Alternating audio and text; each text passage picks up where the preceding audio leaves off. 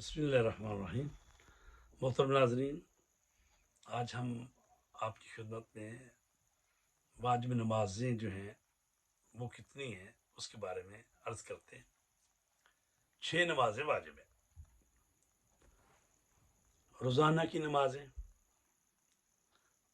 Number 2 نماز آیات، number 3 نماز میت، نمبر 4 خانہ کعبہ کے واجب طواف کی نماز، نمبر 5 باپ کی قضا نمازیں جو بڑے بیٹے پر احتیاط واجب کی بنا پر واجب ہیں، نمبر 6 جو نمازیں اجارہ اور منت، قسم اور عہدہ سے یعنی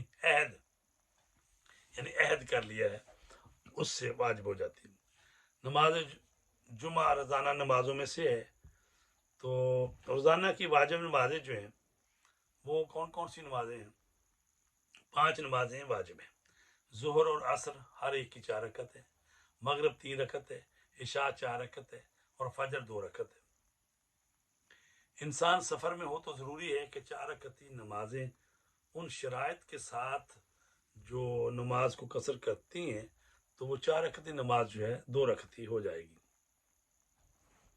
ظہر اور عصر کی نماز کا وقت زوال آفتاب یعنی ظہر شرعی کے بعد سے غروب آفتاب تک ہوتا ہے، لیکن اگر کوئی شخص جان بوجھ کر عصر کی نماز کو ظہر کی نماز سے پہلے پڑھے تو اس کی عصر کی نماز باطل ہے، سوائے اس کے کہ وقت کے آخر تک ایک نماز سے زیادہ پڑھنے کا وقت باقی نہ ہو، کیونکہ ایسی صورت میں اگر اس نے ظہر کی نماز نہیں پڑھی تو اس کی ظہر کی نماز قضا ہوگی اور ضروری ہے کہ عصر کی نماز پڑھے۔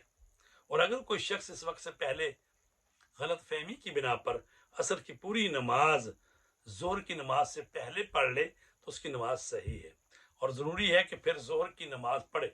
احتیاط مستحب یہ ہے کہ بعد میں پڑھی جانے والی 4 رکعت کو معافی ذمہ کی نیت سے پڑھے۔